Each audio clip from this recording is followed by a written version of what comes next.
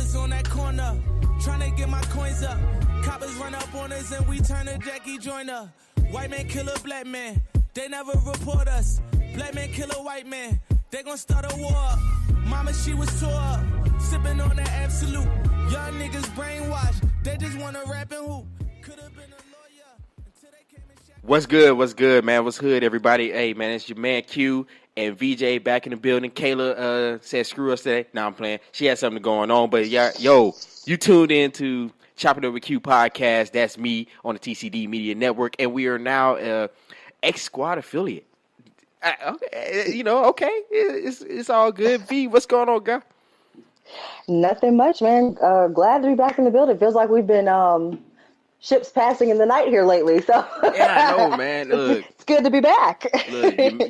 Look, that's all my fault, folks. That's me letting personal stuff get in the way of my business, but it had to deal with the little ones, so y'all kind of got to give me a pass somewhere. Like I tell everybody, make sure if you have children, have them with the right folks. I'm just leave it at that.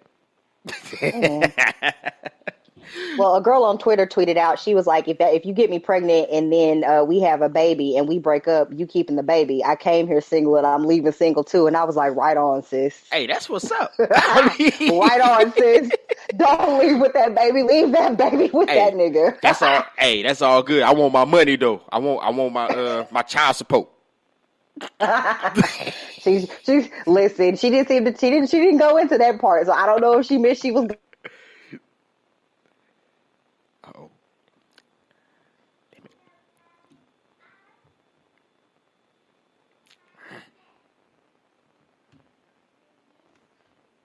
Entirely sure. all right. Yo, yeah, you kind of went in and out on that one. Technical difficulties, folks. We'll go ahead and edit that out. But you said she didn't really say too much about this. See, look. Matter of fact, that goes to tell. Look. Okay, so also I guess we kind of started a Twitter war on last week on a Friday, and it was actually about child support. That was actually funny. So. I guess again, what was the chick name again? I don't even remember. Allegedly, she's some Black Twitter elite. I don't know her, but I think it's Meg, but I think on Twitter she's like OMG or something, or OMG Meg or something to that effect. Meg's is cool. She actually, if anybody follows her Twitter poll, she's the one that normally has the poll that has something to do with something outrageous and like crack. That's Meg. Okay. It's always a poll about you doing one other horrible thing or you like smoking crack. Though that's her go-to. She's normally hilarious. On this day, she tweeted some stuff that rubbed folks the wrong way, is all. And the thing is, like, I was joking with her, though. I didn't know if it was a joke. Allegedly, her squad came through to try to say, oh, it was just a joke. And I was like, I was joking, too. But, I mean, now we talked about the context of what was said. I mean, I didn't go into bashing her. We were just talking about the idea of it, but... Well, I mean, for those of you that don't know, essentially what she tweeted was that the key to child support is that if you have kids, if you have more than one kid, have them with different fathers. That way you get more child support. The thing, and I think he was just kind of joking with her or whatever, and then she was like, "Nobody wants to have your babies anyway." Yeah, it was funny. I mean, I laughed. I was just like, "All right," but I said something along the lines like, "Oh, so all right. So the moral of the story is." Don't bust freely because a weak pull-out game, keep them paid. It was just that's so I guess she took me serious on that, but it's all good. I don't have no hard feelings towards her. No, but then it got out of hand after that because somebody that we don't know, some girl who I'm actually I don't know if it's a girl or not because Abby gave us no indication. Yeah, I'm assuming she was. I mean, I don't know, man. It was crazy though because I mean, I think it had a female name, but it was like I think the avatar on it was just a random picture, and it's like, oh, okay, I don't know who this is. Who with somebody with one follower come through, just starting all kind of shenanigans, and it's like that's our fault. We kind of let it go on a little long because I was entertaining it for one moment, and then afterwards, it's like, okay, all right, you gotta go. I'm sorry. Yeah, we were pretty dismissive, and she didn't get it. And then she was like, "If y'all want me to leave, how come I'm still tagged in tweets? Well, girl, why are you still here responding? Like, go away." Yes, it's like, look, it's and I'm like, okay, if you want friends, just say that. Just say, hey, man, I like what y'all do. Can I be down with y'all? She don't have to. That's what I'm saying. You you don't have to talk about the $320 in child support that you get for your 3 children to kick it. That's cold, man. It's like, but then wouldn't that, okay, I would say this though. In the moral of that is don't smash dudes that ain't got no bread. If she's in this, I'm just saying. I'm just saying. Okay, I'll put it like this: if that's a business aspect, is it really profitable? This is messed up to even put it that way, but is it profitable to have a child from a dude that's only making $10 an hour? Like honestly, that's the number she used. She said most of these dudes make $10 an hour, and that they don't pay their child support, and you not getting nothing from them, and this, that, and third. And all I was thinking was, sis, sometimes players fuck up too. And so if you, because here's the thing, if you are fucking somebody that makes $10 an hour, you felt comfortable enough that if something happened, you were going to be good with it. Because I just feel like as the grown-ups, sometimes you have to make decisions that are more than I'm a bust this nut. And if you can't do that, sis, like that's not any of our fault but yours. I think if you like nothing okay. I was gonna say don't kill me, ladies. But I think if you smashing the dude and he's making 10 bones, like if you really like him, okay, that's what's up. That's cool. But if it's one of those situations where you're doing it and then you upset because he ain't got the ends to have a child, you just had struggle sex and it just failed you. That's what happened. I mean, that works both ways. If you're willing to come in some girl and she works at Burger King, if she comes up pregnant, know that you finna have to pay for this baby because what else? She can't pay for it. Yeah. It's kind of like, the whole thing where they always say dudes, baby mamas is always atrocious looking, which, okay, I'll qualify in that. I'm sorry. Don't do this. Don't do this. Don't do this. There's somebody for everybody, even the uglies. Don't do this. Look. Okay. All right. You know what? I'll give you that. That's right. Okay, cool. But also you got a lot of dudes that will complain about like, oh man, she tripping, she this and she that, but then you look at she like okay, never mind. Anyway, how was your weekend? It's not any good way for you to spin that. I want you to let it go. Time to ease on down ease on down the trail. I'll pass that Let that alone. I don't mean no harm. Thank you. I think I should just start putting that, somebody shrugging as my avatar on Twitter because, me, I'm always just like, hey, I said it. You right. Just take a picture of yourself shrugging. Just a picture of you shrugging and just use that as a meme for everything. That way, if somebody comes back and was like, well, Q said that, just respond with a picture of you shrugging. Like, bitch, you already knew what it was. I should go ahead and do it like the meme. Oh, or like the little emoji. Kind of like this.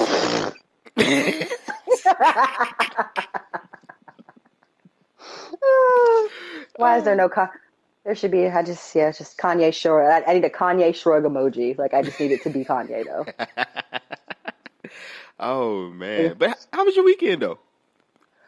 It was weekendy. I didn't do much. Like I said, the kids were going back to school this week, so we did the normal last minute school supply gathering and some last minute shoe shopping and whatever. But of course, if you live in Texas, this past weekend was tax-free weekend. So everybody was out. Oh yeah. Doing this. Everyone was out doing the same thing, I guess. And for those of you who don't know, I'm talking about my godson. I don't actually have any children, but she ain't crap out yet, y'all. So she's still in the game. I am, but I'm trying to make some lucky man a single dad by next summer. So, I mean, that's easy. Just show up. You good? Trying to make one of y'all a single father by next summer. So, the DMs are open. If you feeling good, like it's something you'd be interested in, I'm here for you. VJ cares. Hey, I don't know. I mean, Can I start a service, baby daddy for hire? In case somebody's trying to show up and out for they reunions or something, and they just need somebody to kind of be on their arm, make it seem like they winning.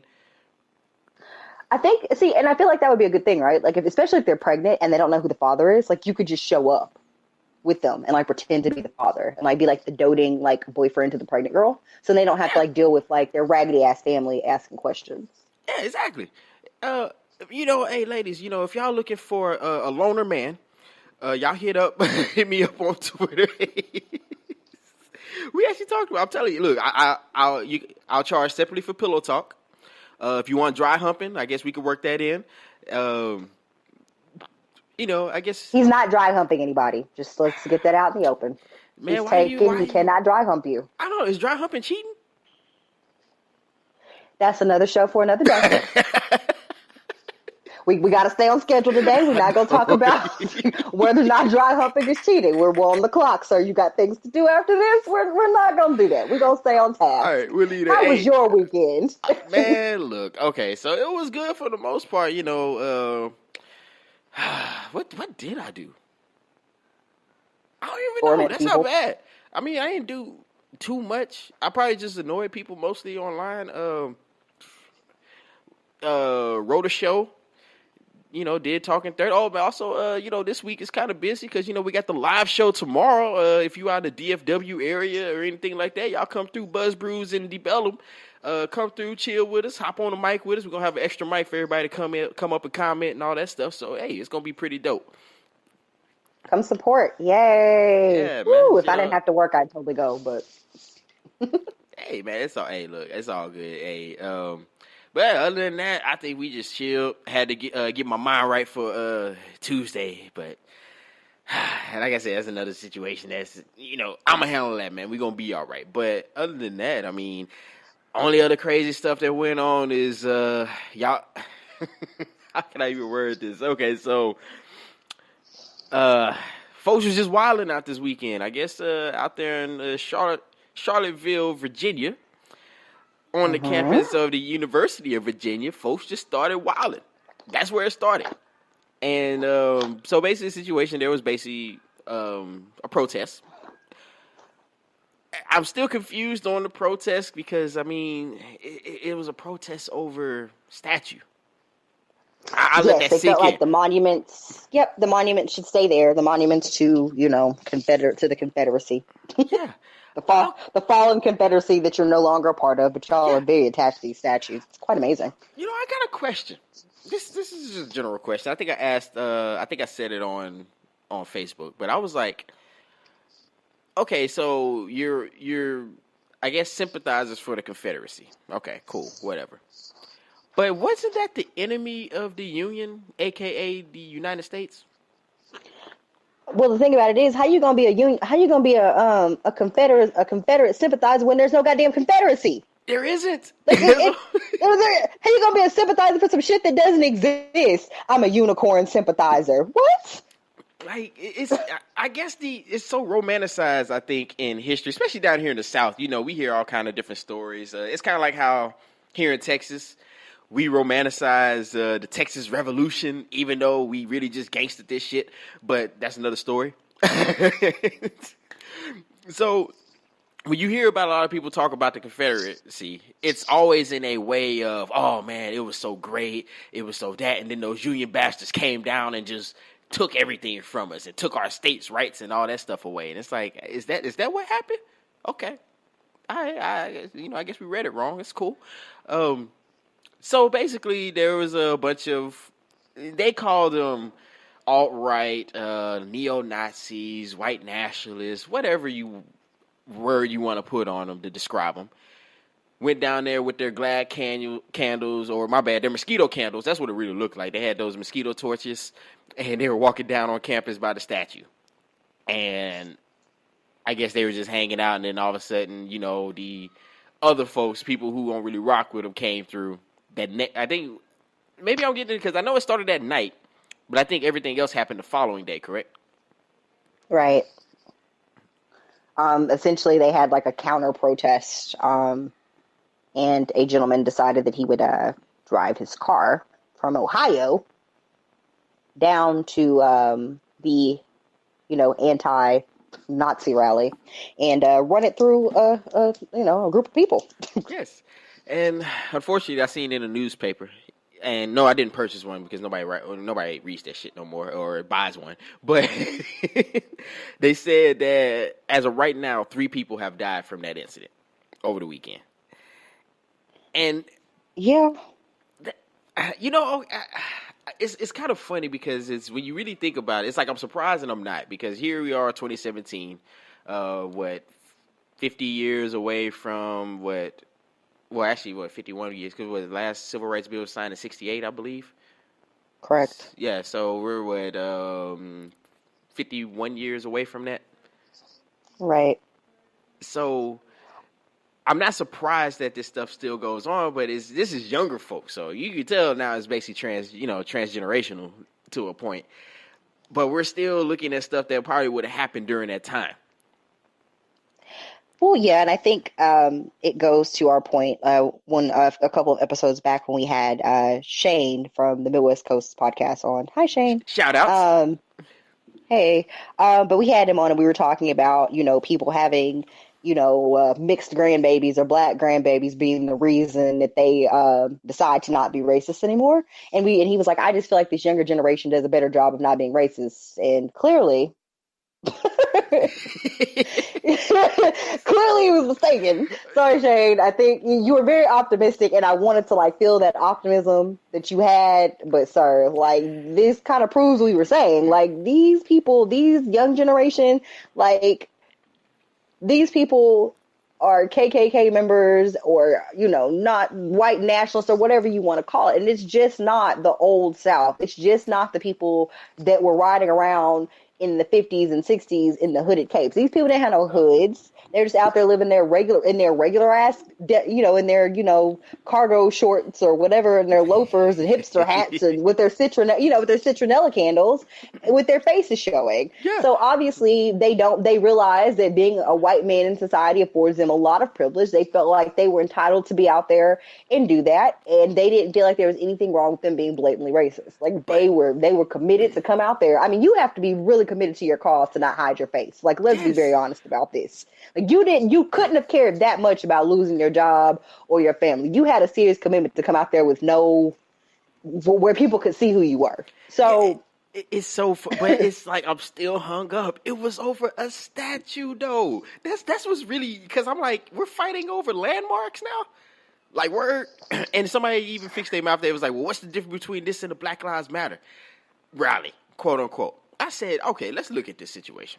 Usually if a Black Lives Matter or any march related to black or colored folks happens, it's based on some event that has happened that there was no justice for, on average.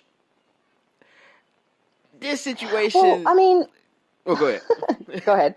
No, I was in this situation, it was a monument.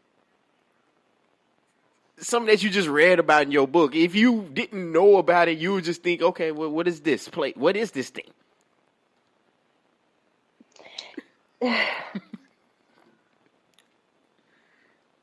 All I can say to those people is you are essentially comparing, I don't know, I can't even really say it's apples to oranges because that's too those are both fruits. It's like comparing apples to car batteries at this point. You're the two have nothing to do with each other. You're comparing people having peaceful protests by saying that the lives of black people matter in addition to the lives of other groups of people.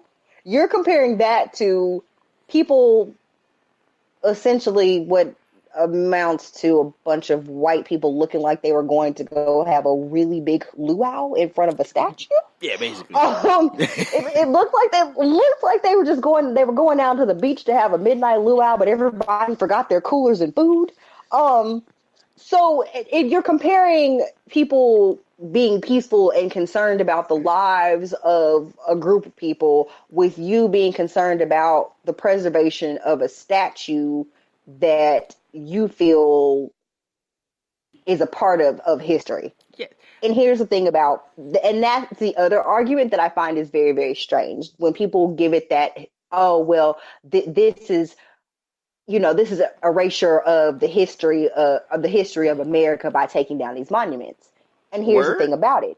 Nobody ever said that they had to come down and you had to burn them. They have a place in history. We're not erasing history. There are lots of parts of history that are not out in public for people to go stand around, and we're making them national landmarks. They go to museums. You can take that stuff and put it in a museum, and it could be the Civil War, Confederacy Museum, and y'all can go over there and y'all can talk about how much you love Robert E. Lee and how great he was. Thomas Davis. Yeah, I mean, Jefferson Davis. I'm sorry, Jefferson Davis. I'm confusing him and Thomas Jefferson Davis. They had there's so many other generals and all those people. I was like, you can go have a museum for that, because let's be very frank about this. You're saying that it's erasing the history of our country, and it's not. That's the history of the Confederacy. Essentially, these people seceded from the United States, which you live in right now. So it's it's a part of the history of our country. But let's be very frank here. Mm-hmm. History is written from the point of view of the winners. The winner, of course. If you lose, that your history is not the one that's being written in the best possible light. No. So for you to sit here and say that historically, by taking down these monuments, it's erasing history, it's not erasing anything. There are a lot of monuments that should be put up that should be talking about the history of these marginalized people, or these people that you have killed, in the name of manifest destiny, and all the slaves that have been captured. I mean, there's a lot of things and people that statues could be erected for. And I think a guy on Twitter, I think his name is Charles Clymer, he made a very valid point. He was like, when we're talking in terms of statues, why not erect statues to people that are the good parts of America? Like, if you want to erect a statue about somebody, why not erect a statue about these people that are marginalized groups, the losers in history? You only do this with the Confederacy. You're not doing this with other people. You're not erecting statues to, like, Nat Turner. You're not erecting statues to Sojourner Truth. You're erecting statues to people that symbolize some idea of, like, whiteness to you. That's all it is. See, I got two things from it. One, I want to use, I was like, in my opinion, and of course this is not all of them, but I would say, aren't those the same ones that will tell you slavery is so long ago, get over it, you don't deserve no reparations or anything like that? Is that what you will be told, right? So why is it you're told to get Civil War? Yeah, why you can't get over that? You tell me to get over something that happened during that time, but you're not going to get over the fact that you lost the war. Oh, and even better, apparently the family of Robert E. Lee put out a statement saying that if he was alive, he wouldn't condone the KKK and the Nazis. And I was like, pardon? You didn't say, I tweeted back and I said, so it was two Robert E. Lees? Yeah, I was like, this is the man who, and then again, technically, Robert E. Lee was a traitor, right? He was a Union general that defected back to the Confederacy in his hometown of Virginia, correct? That's the way it was explained to me. Wouldn't that be a traitor? A defector? Didn't he commit treason? Arnold. A Benedict Arnold, if you will. But exactly. But long live the Confederacy. I'll pour one out for that. Now, it's a couple other things actually came out funny about this as well, because you actually had a couple people who were upset that their face went viral, even though, like you said, they showed up with, no hoods this time. They said, screw the hoods, we got Don T in office. Oops, I didn't say that, but they they had a dude. Well, his original statement said it, then he backtracked, made another statement, then the third statement. Oh, there was fault on all sides. Word be?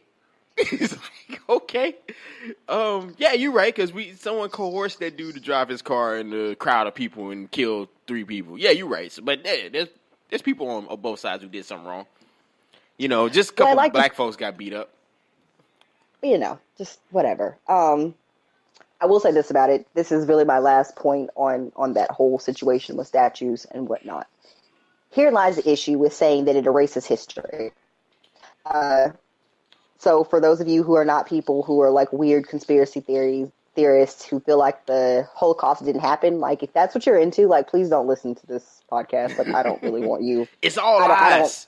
It's fake news. We don't want we don't want or need your listen. I assure you, because something is wrong with you. I don't need crazy people listening to me because I feel like you probably show up at my house or something.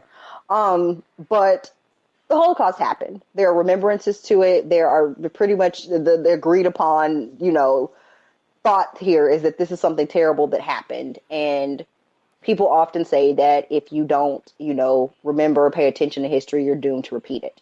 Yes.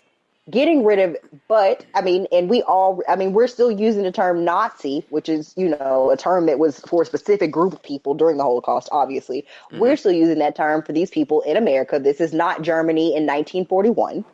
This is America. And after World War II, the Germans banned, Nazi symbols, all of the statues erected, all of that went down. All of that is gone. Those people didn't forget that they were Nazis. They didn't forget that there was a whole group of people killing people. Like, nobody's forgotten that. The South, it's history. Like, it's the history of America. Nobody is going to forget it. But I think it's very, very funny how y'all are willing to go to bat over some goddamn statues, but you didn't have a fucking thing to say when y'all were printing out goddamn textbooks that reduced slaves to workers. Workers. Immigrant workers. Like, you came by choice, player. But you going up for these statues. But y'all going up for these statues because, nobody's erasing Robert E. Lee from history. Shit ain't happening. Y'all are quick to erase the lives of other people from history books or relegate it to a paragraph in a history book so you have more time to talk about the Civil War and Reconstruction and the Confederacy. The shit ain't going nowhere. This is the South. Y'all need to chill the fuck out. I think it boils into a situation. I think it's mostly in America, but is there a white culture in America? Really? They have cultures that they've brought from other places. I think that they look at it as American culture. I look at it as Western culture. I don't think it's white culture. And I think that's some of the issue. I think it's almost a situation where, think about us in America, black people in America. What's the main group we always cling to? Egyptians. Because here in America, black culture is still kind of trying to locate itself. We're still trying to figure out who we are. I mean, I think they're taken from so many places. And you look at things like the African diaspora and the ways in which slaves were traded all over, essentially, all over the place. It's very, very hard for most people to be able to track their ancestry or be able to figure out where they actually are from. So it's very hard to have a culture when, these people, when you have come from so many different places. Yeah. So when you think about here in America, the first thing is American culture and everything in American culture. So first of all, George Washington, hell yeah. If you from South, can Robert E. Lee? Hell yeah, he was a hero. So on and so forth, because it's like you're kind of cling to an identity.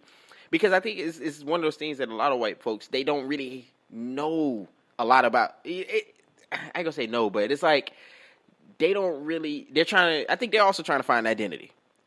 And the only thing they really have as an identity is whiteness. So it's kind of one of those things. They feel like their whiteness is being erased. Yeah, exactly. So it's like, you're not going to write me out of history. How can you get rid of my history like that? This is wrong. And I think that's what it really boils down to. In all opinions, but for them. Well, sad times for them. They have everything else. So if they're going to cry over these statues, like, it's bigger fish to fry. And I'm sorry that they feel that way. And that whole, it's not hate, it's heritage and whatever. Like, that's some old cockamamie all bullshit that y'all like to come up with to justify the fact that you don't care about anybody else but yourself. And the fact that you got out there with your goddamn mosquito citronella candles with no hoods and then got mad because your face was plastered all over people and you lost your jobs and your wives left you and your daddies was writing letters and posting them in newspapers talking about, we don't know that nigga. Like, he's not welcome at anything at our house anymore. Like, he can't come back. God bless you, sir, because I don't remember your name, but right on, because he came out swift with the statement. That's so cold. His first and last name, that one middle name, whatever it is, whatever little Johnny's name is, they were like, look, he can't come to nothing we have over here. We writing his ass out the will. We don't know him. We done took all our stuff back. I'm going over there and pick up my Christmas gifts from last year. I don't know what the fuck he got going on. We not with the shits. Man, nigga, they made it abundantly clear. How you get blacklisted from your own fam? That's crazy. They was like, we don't know. They were like, oh no, we don't know shit about that. Whatever he's doing, he got that on his own. He learned that here. They made that abundantly clear. Hey, and I'm not mad at them. And that's what we need you white so-called allies to get out here and fucking do. That is what it boils down to. Y'all always asking how you can be down. You always want to be with the cause. You always want to know what you can do.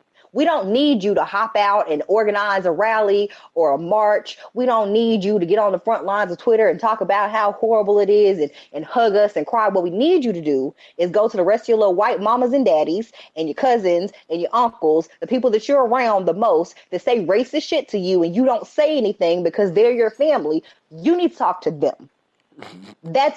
Talk to them. Like, that's what we need you to do. If you're a white ally, I don't need you to hold my hand and cry and say, oh my God, it's so terrible. They won't take down the Robert E. statue. Oh, hug me. It's so sad.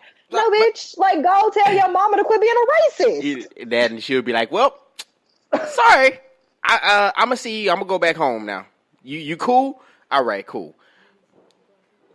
That's some old bullshit. But in the vein, some old bullshit, but that's the point. But in the vein of white people being allies, let's switch topics and let's talk about other people with, I guess we'll say privilege. We'll call it, monetary privilege or a platform in which they can talk. You're going to have to define privilege for folks because, people going to be up in arms for this one. So, privilege is a situation where you're able to do something based on either status or based on, gender, based on stature. You can put size and everything in there, so on and so forth, etc. You are benefiting from some portion of your being, essentially. Yes, you are able to socially benefit from some portion of your being. Not saying that someone's issue is worse than yours or vice versa. Amen. Okay, but go ahead, continue. So, there's been a big push here with NFL stars, and I guess on the heels of Colin Kaepernick still not being employed for him kneeling during the national anthem. Yeah, because Thad Lewis got a job. Thad Lewis, you remember him, right? Yeah. Yeah. Anybody? No? Okay. All right. Never mind. Continue. I was like, there's a lot of folks with a job that don't need one, but he can't get one. But yeah, on the vein of that, people with privilege, whether you be, white allies or you are black NFL players, there's been a rush of people to come out and basically say that they feel like just because they have a platform or they play football or privilege, that they are not obligated to speak on things that are not football related. So I guess we can start with one, Jermichael Finley, because that's the first one I saw. For those of you who don't know, Jermichael, he played football at the University of Texas, and then he got drafted and he played for the Green Bay Packers for a bit. I think he got injured, and after not being able to kind of come back from several different injuries, he, retired, quit playing. Yeah, I believe he had like a bunch of head injuries. Like in neck surgeries or some shit. Which makes sense here, but go ahead. Hold on, because I'm about to tell you how it don't make sense. The other part that people may not know is that Jermichael and I went to school together because Diboll is a very, very small place. And so I've known Jermichael a good portion of my life. So yeah, there you go. He tweeted out that he felt like people that were kneeling or sitting for the national anthem were just attention whores and that they shouldn't do that and it doesn't solve anything and blah, blah, blah, blah. And people basically were like, that's terrible. Why would you say that? And he said something about he's not supposed to be a role model except for he put ROLL. And I was like, what kind of bread you baking, sis? What's a role model?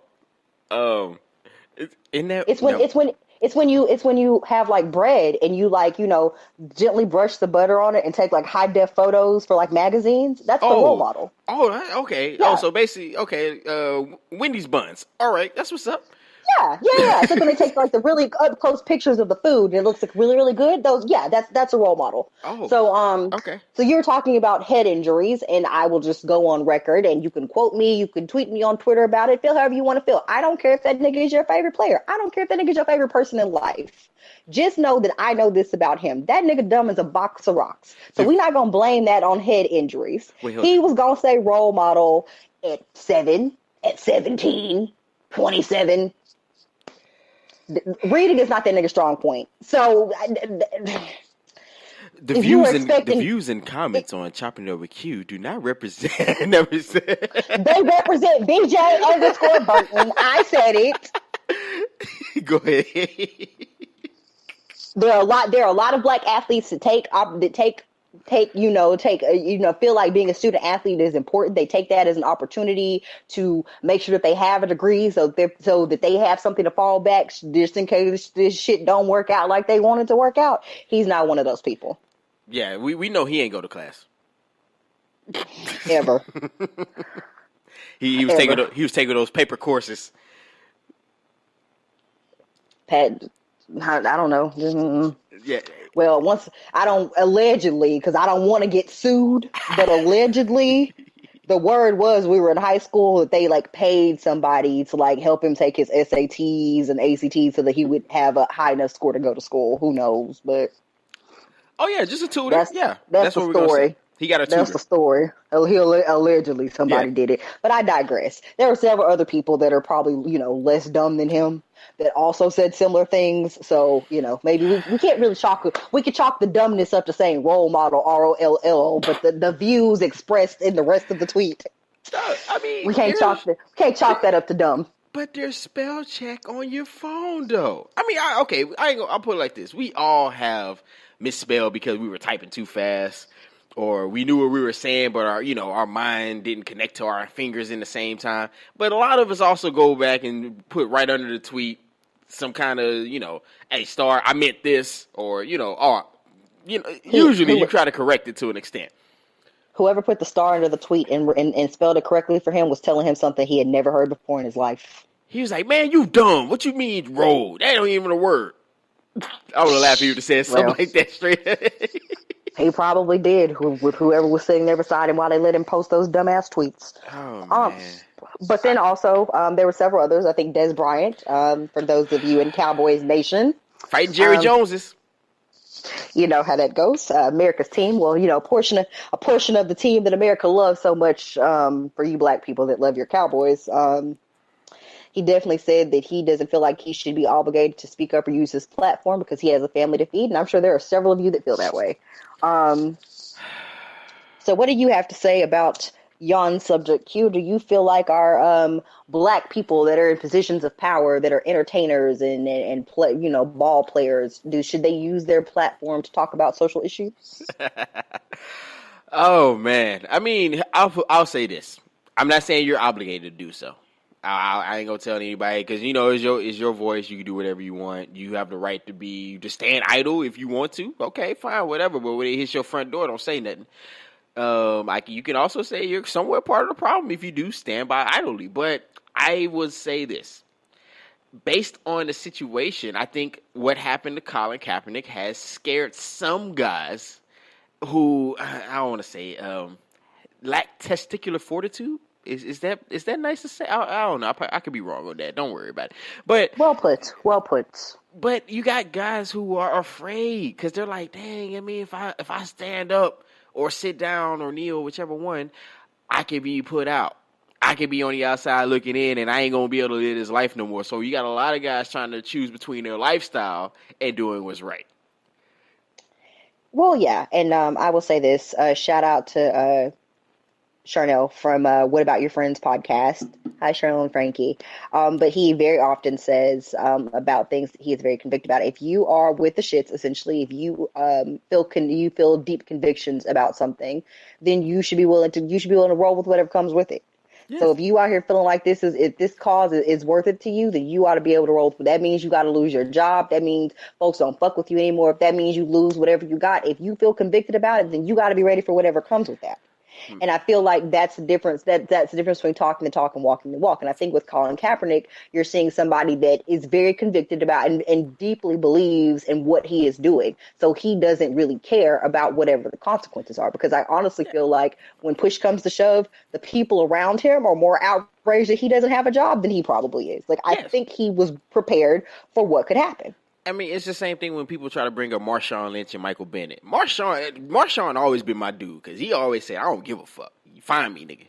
And the thing about it is, Marshawn Lynch has always played well. And what do we always say? Winning cures everything. Of course. If you play well, and that's the thing about it. Like, if you are at the top of your game, if you're 23, 24 years old, but you're playing extremely well, you're in no danger of losing the job that you have, then you are in a good place with a platform where you could speak out. Colin Kaepernick was not necessarily in the best place in terms of gameplay.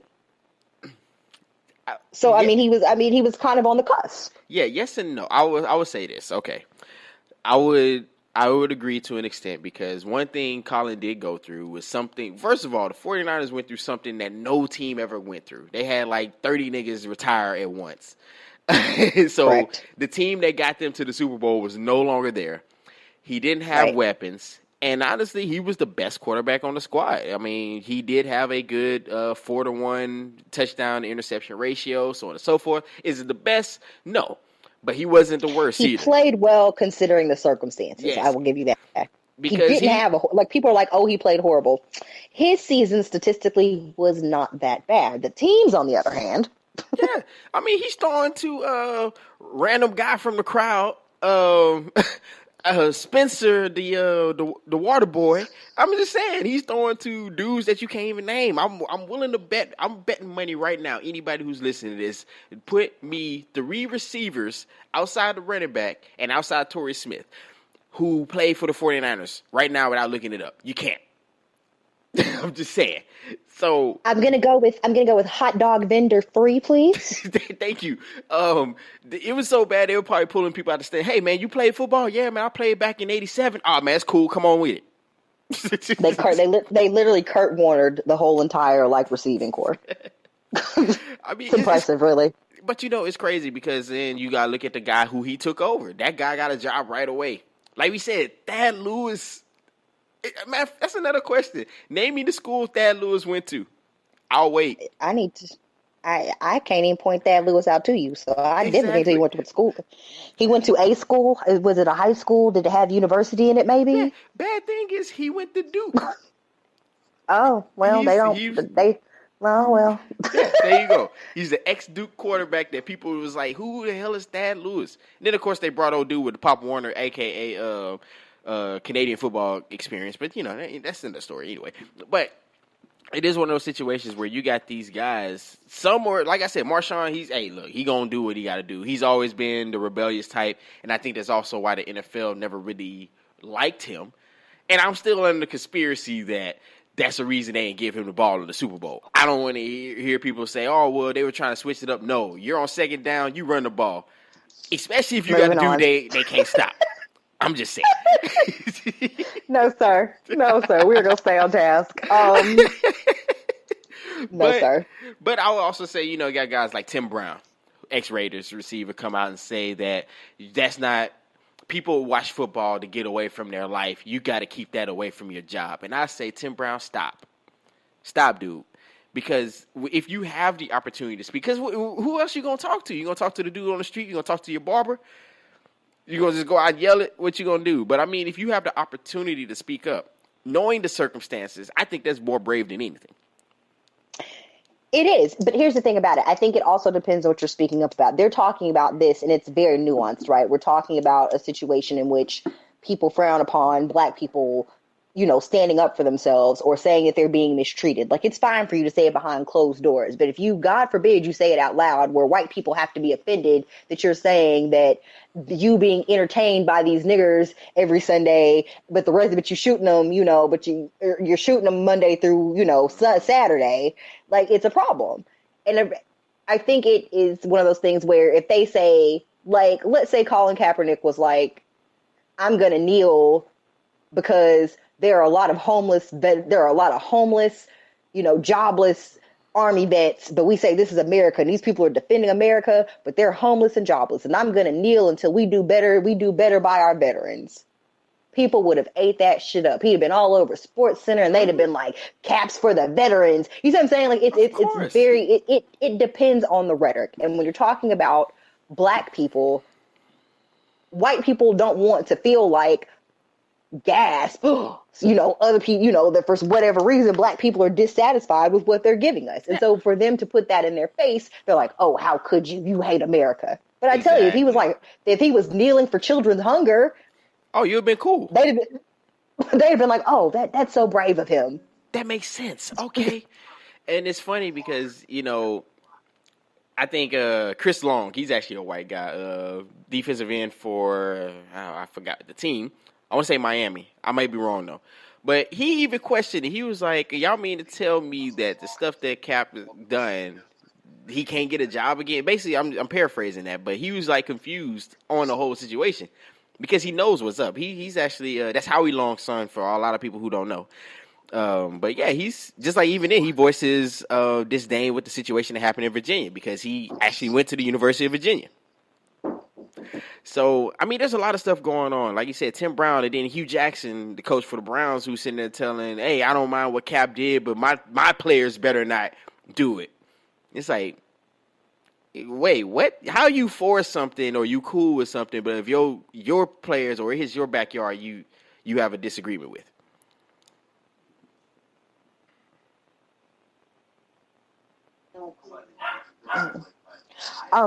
Sorry. What were we? VJ don't know how to work a phone, y'all. It's all good. My bad. But yeah, I think Chris Long does kind of know what's up, and he proves a valid point there, right? I think a lot of them know what's up, but they're just too scared to speak up because, you have to. I mean, and a lot of them do have to wait. They don't have, super big contracts, so they may be very aware of what's going on. They may, want to speak up, but like I said, you have to be really convicted about something to be willing to lose your livelihood. And for some of them, like, I'm not saying they don't make, a good living, but, there are, vast portions of the team that don't have $1 million contracts. They, they make a salary. They make thousands of dollars, not millions of dollars. Yeah. So, which of course, they ain't hurting. It's still six figures, but but then again, it's all about budgeting. So that's another story. Exactly. So, I mean, six figures, there are people that have work regular jobs that make six figures. And if they lost their job, it would put them in a bind financially. Yep. So, I mean, I see both sides. Like, I could get not wanting to be involved. And, if you were on the lower end of the pay scale, like, you losing your job could be detrimental. Like, who's to say another team will give you a chance? And, then that does kind of put you in a bind. I think Colin Kaepernick is fortunate enough to have made enough money to where he can still live comfortably. But that's not the same for a lot of people. Yeah. And I get it because that's the same way with corporations. How do you hurt corporations? Hurt their pockets. They'll say, okay, well, listen now, because you hurting our bread. And it's the same on the individual level. It's like, hey, what you mean I can't make my $3 million anymore? You mean okay, fine, boss, whatever you want.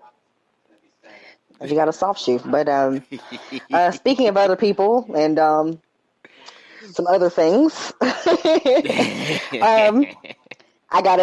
We're gonna kind of have one very got one. Speaking of black men, super segue, y'all. Yeah. Speaking of black men, did you hear that your favorite Tommy Lawrence got a black boyfriend? That's not surprising. I knew Tommy was getting broke down by black penis, man. I mean, come on, man. I just wanted to throw that in there, and I just like I tweeted out. I was like, I think it's very funny how she's always surrounded by black men. Like, she don't like black people, but goddamn, it's always a nigga around her, and it's always a black man around Tommy Lawrence. I told y'all, she is this version's Ann Coulter. She really is. God bless her. Like that, not God bless her, but yeah, she just be out here doing a lot. But bless her, that man's in the sunken place, and she got him there while she's enjoying her black peen and enjoying black peen and reaping the benefits of Obamacare. Man, he said he's trying to smash her into consciousness. Can you do that?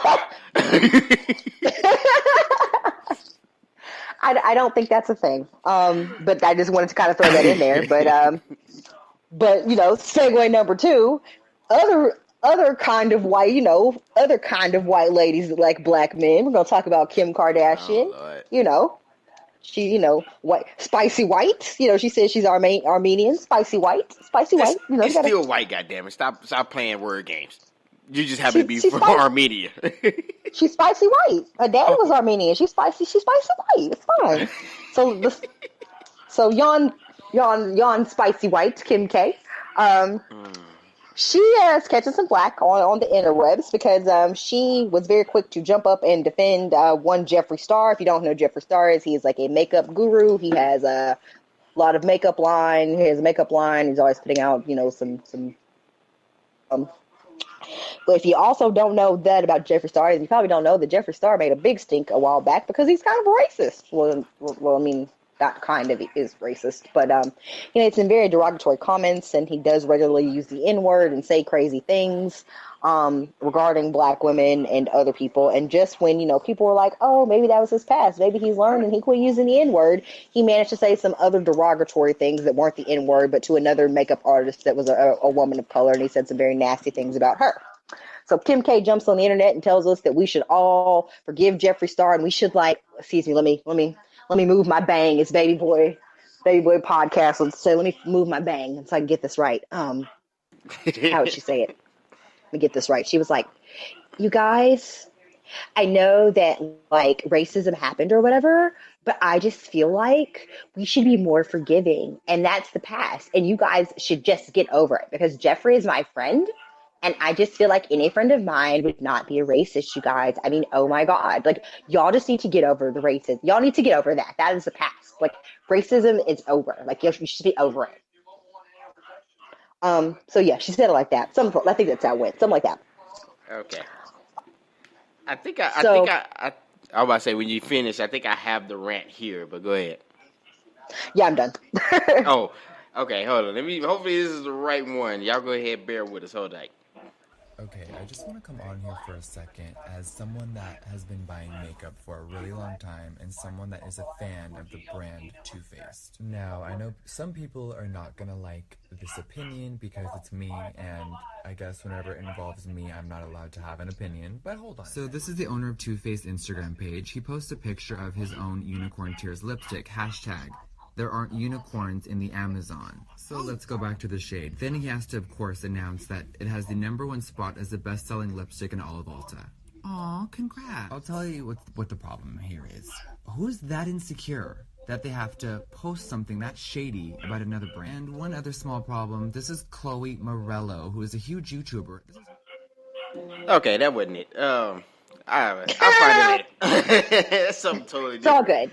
Yeah, but the thing about it is, so if you don't know, the makeup blogger world is super shady. That's some wild shit over there. They got some dramatic shit going on over there. So it's a whole soap opera, but that's neither here nor there. So yeah, Kim K jumps to his defense, and basically she got that ass drugged. As soon as she let that drop, folks were like, "Girl, what?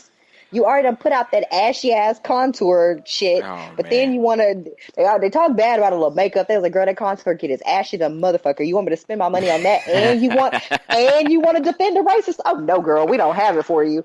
Oh man, that's cold game. So she backtracked and was like, well, I didn't have all the information, and maybe I misspoke, and this, that, and the third. And so I think with the whole clan Kardashian, it has become this constant cycle of, we gonna say some racist, fucked up shit because we're very out of touch. We just fuck black men. We don't actually care anything about them. And then we're going to apologize, and then you're going to keep buying our shit and making us money, rinse and repeat. See, I always wonder, what is the appeal of the Kardashians? Honestly, what do they do that what do they bring to society, really? I think it's more of you love to hate them. Obviously, that they have no serious bearing or add any benefit to society, but it's much like reality television. What benefit does any of it add to society? I think it's one of the things where you love to hate them. You love to see what they're doing so that you can comment on it. But I think for me, in this particular case, I remember a while back where Kim was saying there was an alleged incident on the plane where somebody had spoken very ill about her. At that point, Northwest, when she was very small, had said some ugly racial slurs to her. And everyone came to her defense, and they were like, that's horrible. But then there was that other span of people that were like, you married a black man, and you've never had to deal with racism. So you were surprised that racism is still an issue, and it did not affect you until you had these black children. And I think that instead of her taking that experience and that staying with her, because if it had actually happened or, allegedly, but I feel like that's something that should have stayed with her, and it didn't. And so I think she was very quick to jump in defense of somebody and say something like racism is over. But sis, a year ago, you were just saying how somebody said some racist shit to your kid. Which is it? You either want us to sympathize because you're now raising these black children and you get it, or you don't get it. It's one or the other. And I think for her, she's able, she has this disassociation. Kanye and her children are black, but they're not black. Yeah. But this is the same woman that said she was not going to buy a car seat unless it matched the skin tone of her child. And they were like, well, your child's going to be black. But they're Armenian. It's like, yeah, partly, but there are also going to be some blacknesses. And, you know, of course, if you want to go by the United States one drop rule, technically the baby black, regardless how you look at it. Pretty much. Yeah, I think it's just unfortunate, but I think that they just have to do better as a whole. And I think for her, it's going to be a growing process. But girl, you're going to get yourself canceled before that because you just be out here wilding. Like, you got black kids. You live in America, you got black babies. And you just cannot be out here just affording every racist you're, like, backing just because y'all used to be friends, girl. Sometimes your friends are not your friends, and sometimes you got to get new ones, especially if they some racists. I mean, it is what it is, man. I'm sure there's a lot of people who dismissed a lot of friends in the last year or so. As they should have. I mean, oh my goodness, it's crazy, man. We live in some. Of course, the world's always been crazy, but a lot of things have just been going down. That's insane. And it's just really hard to fathom in this day and age. But shame on you, Kim. I put it like this. Before you speak, you should always have all the information. But if that's your man, okay, you're going to get out here and defend. But, I mean, if you're going to defend him, stand on it. Yep, and that's the thing. Like I said, it was back to you. If you feel convicted about it and you feel like that's really what it is, what you backtracking for? Why you got to post extra videos? If that's what you feel in your heart and your spirit, be willing to go down with that shit, baby. Yeah, exactly. Don't jump out. Don't jump out the window unless you're ready to hit the pavement. You know, it's like with my girl VJ slapping the broads in the club with stilettos and shit. I'm a backer. I'm be like, but you know, you shouldn't have did that to that girl. That's messed up. Oh well, my shoe smacking days are long gone. Oh man, we could bring that back out. That's just a couple shots of whiskey and just a fun, you know, somebody who feel like jumping that day. We could change that. No, we cannot change that. Keep telling y'all, no. That's the old for me. That's gone. We don't do that anymore. Come on now, you can always go back to the old days. It was fun, wasn't it? Yeah, but I was also really, really like, listen, like that, like anytime you troll somebody on Twitter, I have to come through there. I talk real crazy to everybody. I gotta threaten their lives. Like, it just becomes a whole big thing. And I told them on Twitter, I was like, y'all are gonna make me turn to the old person. You gonna make me bring out the old me, and y'all not gonna like it. Like, y'all really should stop. Like, why do y'all insist on doing this with us? Like, quit fucking with him. Like, you gonna quit fucking with my bro, or else it's gonna be a problem. You don't want me to do this. You know, it's kind of funny that Twitter almost comes out like a high school. You ever thought about that? It is. It is. It is a high school. It is very interesting, but I'll still burn that bitch to the ground. Hey, you see how I had to come in? I was like, hey, look, check this. Nah, we not finna do that no more. Hey, there's loyalties over here, but you know, I guess I don't know how to segue this one, but we gonna try. We got another version of sibling rivalry, and here's a situation. So back, oh man, let me go ahead and pull it up. So I actually have it here. So a little while back, there was a situation where this young lady was basically trying to illustrate a situation where she was homeless at one point and then got with a guy when she was 16. The guy basically, you know, got a good job to kind of help support her, push her through school and things like that. So he paid for her school until she was able to become a lawyer. And got to the point to where she felt that relationship plateaued to an extent. Or, my bad, she felt he was beneath her. That's interesting. So the question is that cool? Is it all right to upgrade yourself on someone else's time? Or in another case, is it possible to just upgrade a relationship, period? Well, dear, would you like to take the affirmative here or the negative? Okay, I'll say it like this. Here's why I would say she was wrong. Yeah, you're right. I'm actually gonna. You know what? I would defend her, but you know, I'm gonna just take this lane. So I'm gonna put it like this. This is what's messed up in a lot of relationships, and I think it's all across the board. Is that there are people who are users. I mean, a lot of cases when you get in any kind of relationship, there is a condition that is there that people are using it on, or that your relationship is based on. And once you either exceed that condition or is no longer being followed, people bounce. And in this case, that's what it looked like. So it was like, hey man, she was down on her luck. She was out here on this grind, and she kind of got her her Black China on. So it's like, shit, I'm finna come up off one of these dudes. So he's sucker enough to go ahead and pay for me. I'm gonna roll with it until I get where I need to get. Now I upgraded myself. I now have other options out here in these streets. I'm finna bounce. And I'm like, that's kind of cold, man. Because dude is like, hey, hold up, I helped fund you, and this is how you repay me. I loved you with you out here being broke down in these streets, and this is what it is, huh? I don't know. What do you say? So you are saying that you agree with this woman, that this is cool. You're saying, no, this is not okay. I mean, I'll put it like this. I'm not upset at her, though. I say it's messed up, but I'm not upset. So you're saying that she was wrong. I'm just trying to verify here that we're going to go with she's wrong, right? That's what you're saying. I know it's taking everything in your spirit not to flip flop, but I'm just saying, pick a side. Pick a side, sir. So you're saying that she's wrong. You know what? Yeah, I'll say she's wrong. She's wrong for doing Okay. this. I will actually say that. I know the ladies, you always going to go again. Nah, but go ahead. She's wrong. Okay. I know it hurts you in your spirit to say it, but, that's fine. So here's why she's right.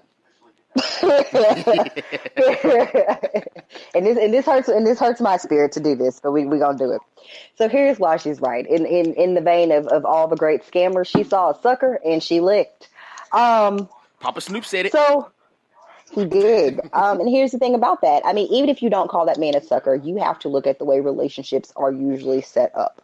You are in relationships because you are weighing the costs against the benefits. If this person is not costing you, not necessarily monetarily anything, but they are not, harming you in any way, generally they make you feel good, you enjoy spending time with them, you are benefiting from the relationship in some form or fashion. That is why we stay in relationships. We're not in relationships because they are of great detriment to us and they're awful and shitty. Well, some people stay in those, but that's Stockholm Syndrome, and that's a different topic entirely. Mm-hmm.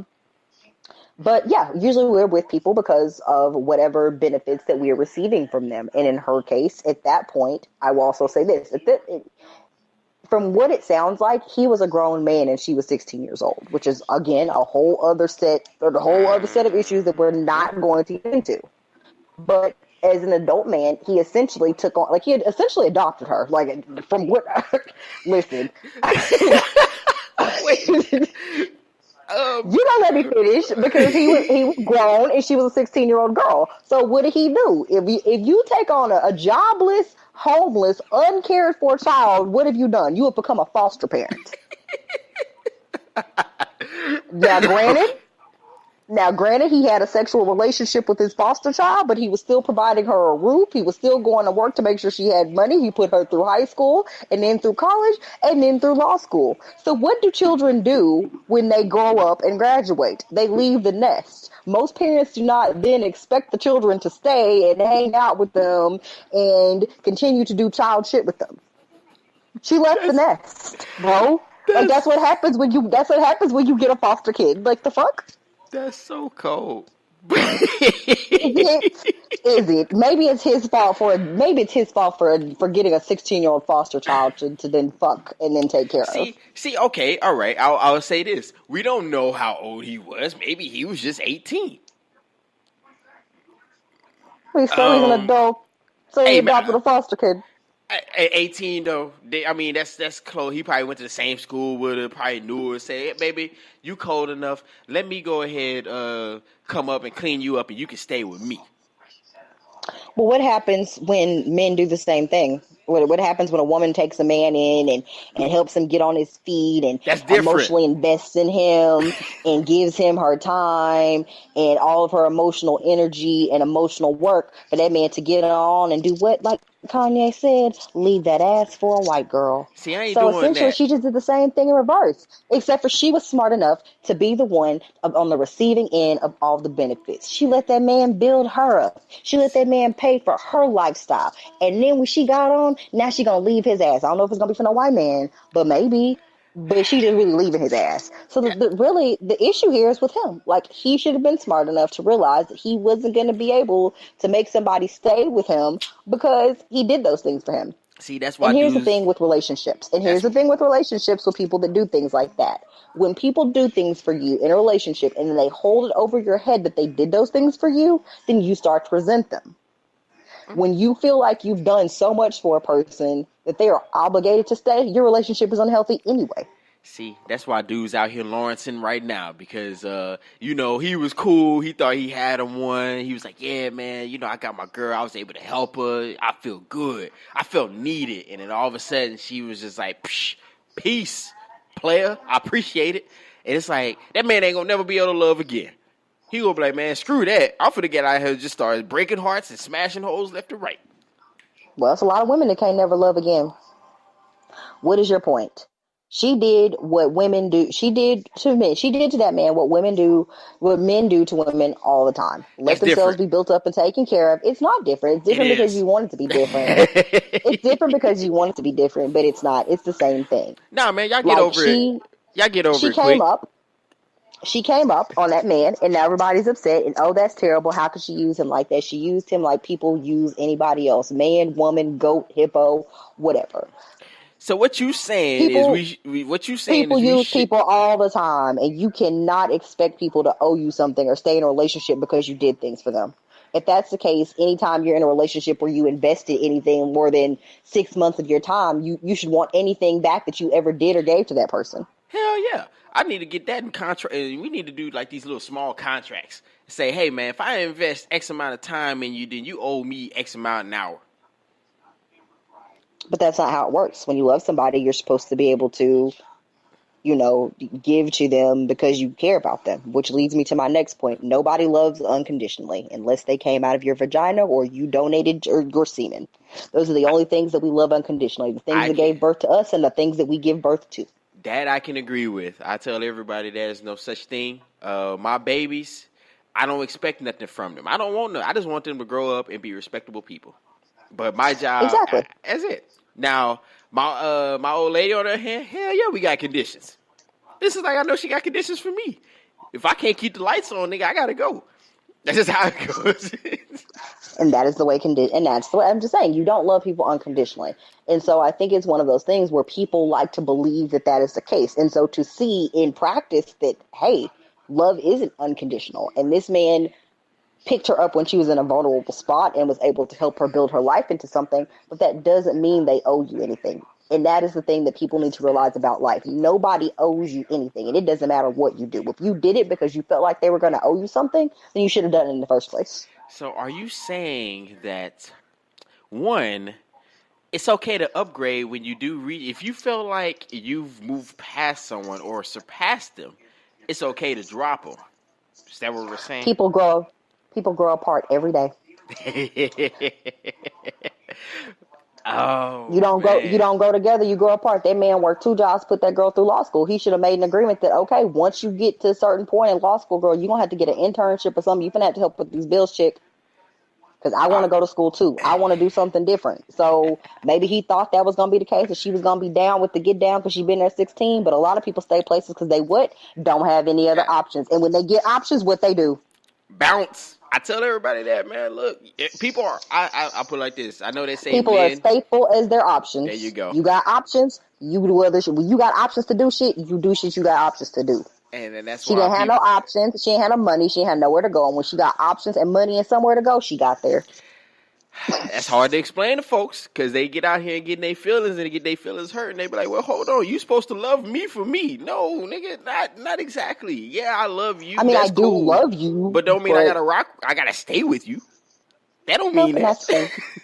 people feel like love is this everlasting, all-consuming thing in which all know, conditions, shouldn't be met and things are, all hunky-dory all the time. That's why relationships fail. That's why marriages fall apart, because people don't stick to the conditions that are available. You feel like somebody should love you unconditionally no matter what you do. And here's the thing about that. Love don't pay bills. You can't eat the bitches. The bitches don't help you raise your kids. They don't help you get a job. Love don't do none of that. Love just give you somebody to kind of support you while you're going through some shit. But if shit get too rough, love ain't got nothing to do with that. They be like, yo, I can go find somebody to love that's a lot less stressful. Unfortunately, relationships have become like jobs. You work where you're able to work. When you're able to be promoted or move on, you do, because the benefits are better. The pay is better. I like it over here. It's more prestigious. It's messed up. So she about to go get some prestigious penis. Yeah, it's messed up. She probably had a work husband at her job. That's what happened. Oh, you make just as much as I do? Shit, you are attractive. Which I don't knock her. She about to get some prestigious peen. And that man gonna be left crying. He will. I mean, all I can tell him really is that, if he wants, he go back and get another 16-year-old foster kid and, boost her. That's terrible, man. That mean, even mathematically, that mean, okay, I'm going to just assume he's at the lowest age ever, which is 18. All right, law school plus undergrad, and then, of course, 2 years for her to graduate. So that man spent 10 years. So that means that man's 28. If you out here scrounging these high schools, nigga, you need to be locked up somewhere. I'm just saying, but... Listen, just saying. I don't know what you want me to tell you. Oh, honestly, man. I got 10. I burned 10 years of my life, and I don't feel like that man don't owe me nothing. Sometimes. Shit, man. I don't. That's the question though. So, all right. So, folks, y'all hit up the comments. What do y'all think? Is this woman wrong? Do you agree with her approach? Do you feel it's okay to just say, hey, once I surpass somebody or once I've outgrown them, it's okay to move on, regardless of what point we are in our relationship? Is it? I mean, I don't know. Y'all hit us up and let us know what's up. You can be a stepping stone nigga 10 years into a relationship. Didn't you say, isn't that what you called it? Yes, it happens. This is what happens. Okay, just making sure. You're a starter husband or a starter boyfriend. It happens. It's like a starter home, right? Well, she started it and finished it, so I don't know. Oh man, I mean, oh man, never mind. I ain't gonna get too much. That's we going deaf on that all day. But people gotta know their role, man. Unfortunately, there are such things as roles out here in these streets. ROLE, not ROLL. Yeah, not roll as in bread or to roll as in action. You gonna leave that man alone, man. You know what he meant. Woo, he had all of Longhorn Nation ashamed. We were like, the fuck? You went to school here? Hey man, you knew he knew that tweet was fire.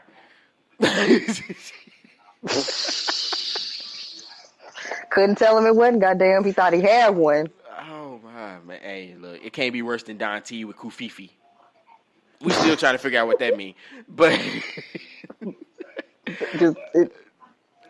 Oh, Jesus, Q. So, where can these people find you? We got to get out I know, man. That's why I was like, all right, man. So, y'all already know me. Q, always trolling folks, always getting in trouble on Twitter at _Q_the_great.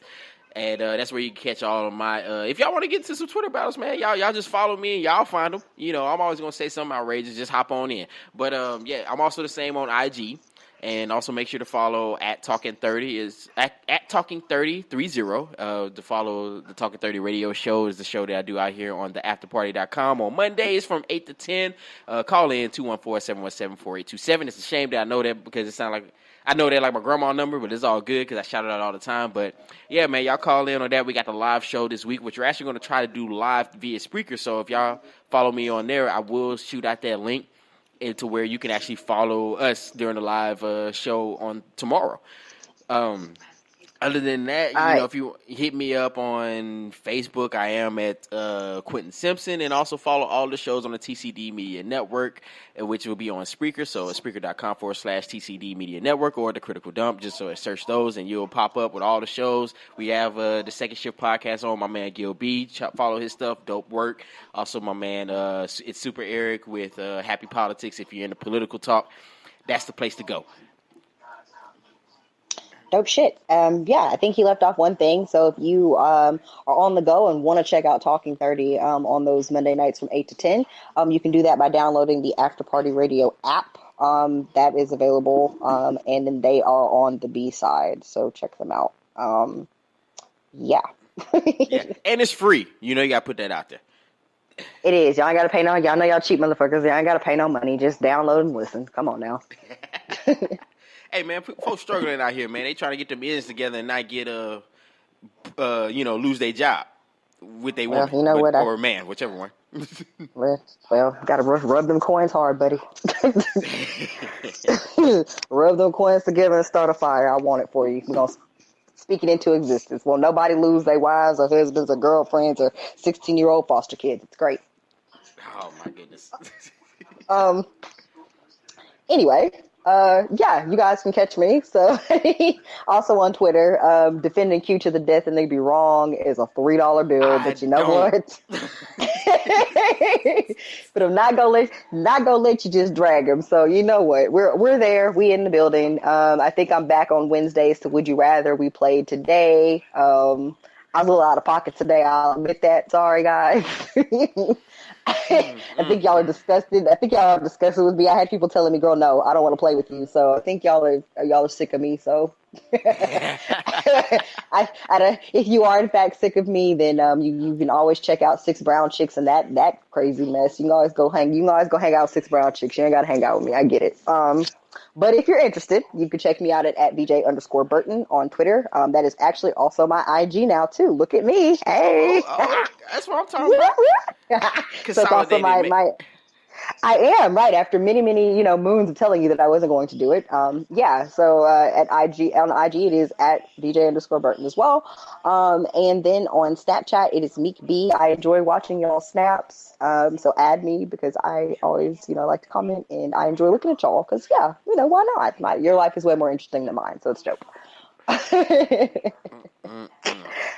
I'm just thinking, is there anything else? Oh, well, shout out to, I guess, X Squad affiliates. Yes, that's right.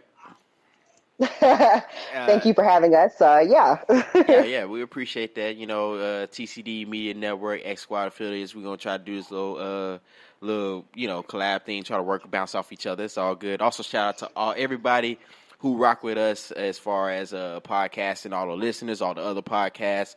It's a lot of y'all. I'm sorry, unfortunately, I don't have time to name it, but all of y'all are dope. Y'all already know who I'm talking about. Everybody I rock with, everybody, Pod Fam, Pod Squad, all that stuff, man. We appreciate y'all. Pod family. Yeah. I know. Other than that, so that's about it on us, man. Oh, the Pod Panel, too, as well. So I'm also affiliated with that as well. Make sure to check out the Pod Panel with my man, John Salvatore, a.k.a. the curator of the John Effect podcast. Also, shout out to all the DF Dub podcasts, and then Miss Jackie, or I Am Miss Jackie, as well as Andrew Westmoreland. So other than that, we're going to be about, and I'm actually going to play my man Syer from the Officially Street podcast. Make sure to download this album, it's Diary of a Madman. It's on Google Play, iTunes, SoundCloud, all that stuff. Make sure to support this brother. Other than that, we're going to be up out of here. Dope. Peace.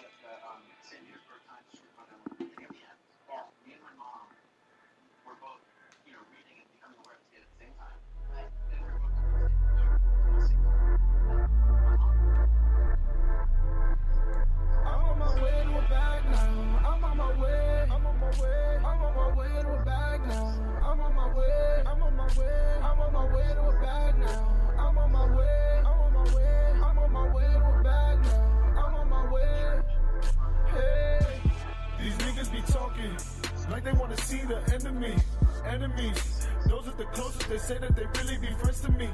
Over that good green.